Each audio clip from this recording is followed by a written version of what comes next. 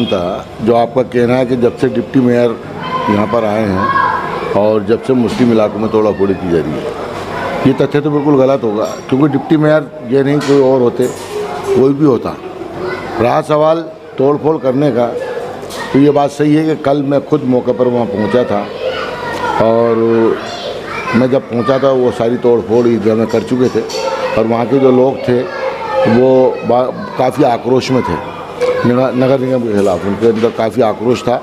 जब पूरी मालूमात की गई जाकर के तो मालूम ये पड़ा कि वो गरीब आदमी जिसने कोर्ट से डीम परमिशन लेकर के मकान को बनाया और मकान बने हुए भी करीबन 7-8 महीने वहाँ हो गए और 7-8 महीने में नगर निगम ने उनको कोई नोटिस नहीं दिया।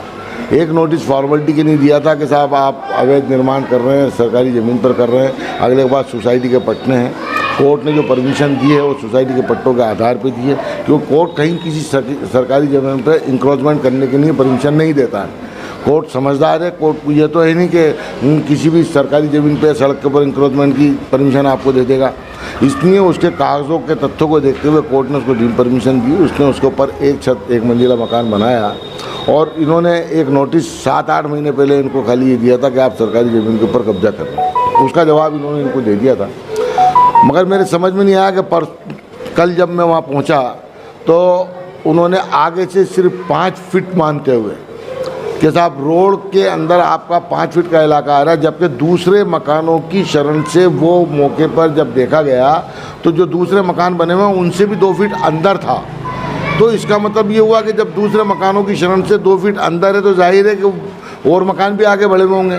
तो इंडिविजुअल एक आदमी के ऊपर ही क्यों कार्रवाई की इन्होंने, पहली बात। दूसरी बात ये, जब 30 फीट का रोड वहाँ जेडीए के अंदर संबित है, क्योंकि वन विहार कॉलोनी जो है वो जेडीए की बनाई हुई कॉलोनी है और 30 फीट का रोड जब वहाँ मौजूद है, मौजूदा हालात में अभी की तारीख में 30 का 32-34 फीट वहाँ नापा गया है, मौजूद है। इसका मतलब ये है कि नगर निगम की हरदर्मी उनकी साथ की गई है, दादागिरी की गई है। जब मैं वहाँ पहुँचा तो लोगों का ये कहना था कि साहब एमएलए रफ़ीक खान के कहने पर तोड़ा गया।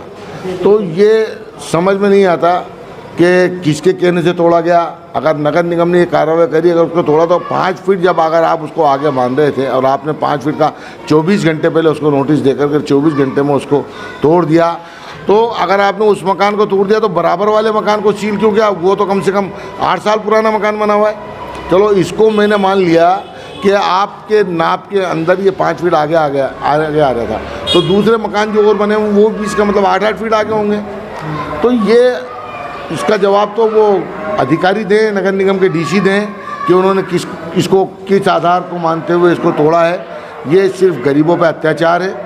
ये जो किया गया है ये बिल्कुल गलत किया गया है। बराबर वाले मकान को परिवार उसके अंदर रह रहा है, मैं देख कर आया हूँ, बच्चे मौजूद हैं, वो महिलाएं मौजूद हैं और उसके बावजूद उन्होंने उस मकान को सील कर दिया। जो तोड़ा उसको भी तुमने सील कर दिया। जब तुमने ये कहा कि साहब हमें सिर्फ तोड़ना है और तोड़ने का आपने उसको नोटिस दे दिया कि या तो सील कर दिया जाएगा, तोड़ दिया जाएगा। जब आपने 5 फीट चटका दिया तो आपने सील किस आधार पर कर दिया? तो ये एक दादागिरी है, गरीबों को परेशान करने का काम है नगर निगम वालों का।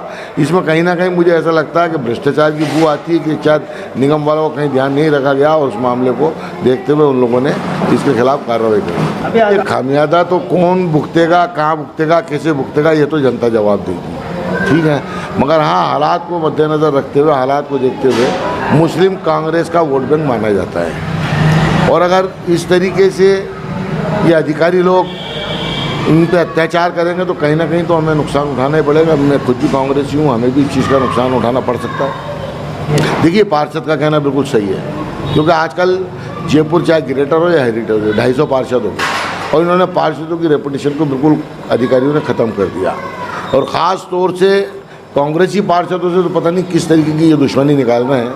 ये कांग्रेसी पार्षदों को तो अवॉइड करते हैं ये लोग। ये बात सही कह सकते हैं, पार्षद साहब का कहना सही होगा कि साहब उन्हें सूचना नहीं दी गई, क्योंकि ऐसा अधिकारी अक्सर करते हैं कि क्षेत्रीय पार्षद को सूचना नहीं देते हैं कार्रवाई करने से। देखिए साहब, नियम तो अगर आप सड़क पे इंक्रोचमेंट कर रहे हैं, सरकारी सड़क के ऊपर अगर कोई चीज़ बना रहे हैं तो आप बगैर किसी नोटिस के तोड़ाफोड़ी कर सकते हैं।